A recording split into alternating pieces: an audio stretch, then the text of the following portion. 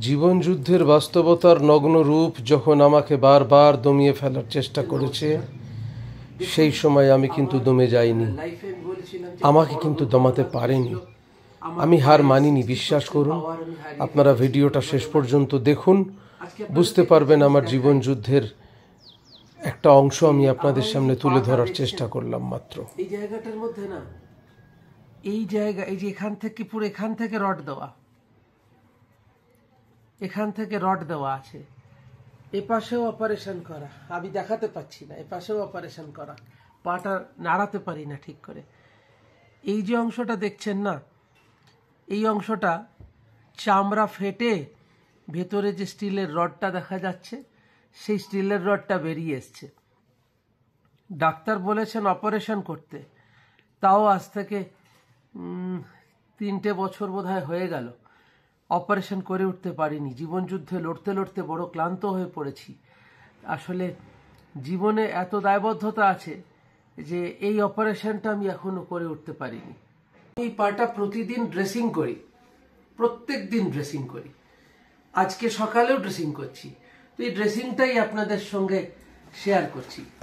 Doctor বলেছেন যে এইভাবে একটা মানুষ বাঁচতে পারে, এইভাবে একটা মানুষের পক্ষে সম্ভব।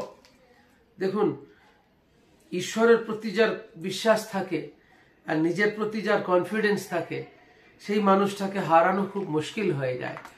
আমি তেমনই একটি মানুষ যার নিজের প্রতি অটুট বিশ্বাস, ঈশ্বরের প্রতি প্রচন্ড প্রচন্ড বিশ্বাস। আমি জানি, এই দেখুন সামনে আসুন, লিকুইড বেটাডিনটা এখানে এরম ভাবে দিয়ে দিই। দেওয়ার পর কাপড়টা দিয়ে হালকা করে পুছে দিই। আমার এই জায়গাটার সেন্সেশন চলে গিয়েছিল, কোনো সার ছিল না। আপনাদের কাছে আসার পর, আপনাদের ফ্যামিলিতে আসার পর, এই ইউটিউব চ্যানেলে যখন আমি এলাম, আপনারা এতজন হিতাকাঙ্ক্ষী, এতজন শুভাকাঙ্ক্ষী আমার যখন আমার কাছে, মানে আমি যখন আপনাদের সঙ্গে এলাম, আস্তে আস্তে জায়গাটাতে সেন্স ফিরছে। জানেন, আমি এখন অনুভব করতে পারি এই জায়গাটাতে।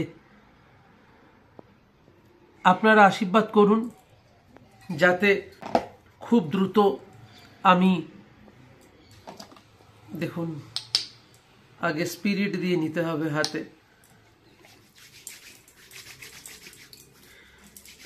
খুব দ্রুত যেন আমার পাটা ঠিক হয়ে যায়। অনেক বছর হয়ে গেছে আসলে অপারেশন করে উঠতে পারছি না। এটা এখানে দিয়ে দিলাম, একটা ফ্রেশ গজ দিয়ে দিলাম। প্রতিদিন এইভাবে আমি সকালবেলাতে আমার পাটাকে ব্যান্ডেজ করি।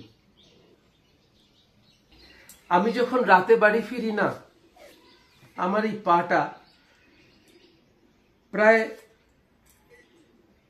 3 গুণ 4 গুণ ফুলে যায়। ডাক্তার আমাকে মানা করেছিলেন যে আপনি যতদিন না অপারেশন করছেন ততদিন পর্যন্ত আপনি রাস্তায় বেরোবেন না।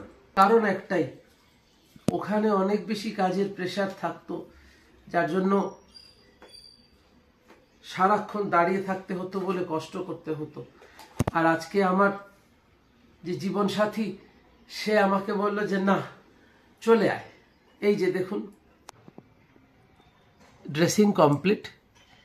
আপনাদের কাছে আমার একটা অনুরোধ আছে, জানেন, আপনারা প্রত্যেকে ঈশ্বরের কাছে একবার হলেও বলবেন, একটা বার আমার পাটা যেন ভালো হয়ে যায়। আমার আর কিছু চাই না আপনাদের কাছে। সবাই ভালো থাকুন, সুস্থ থাকুন। চলুন, ঘড়ির কাঁটা দৌড়চ্ছে, আমাকে তো যুদ্ধে যেতে হবে, আমি প্রস্তুত।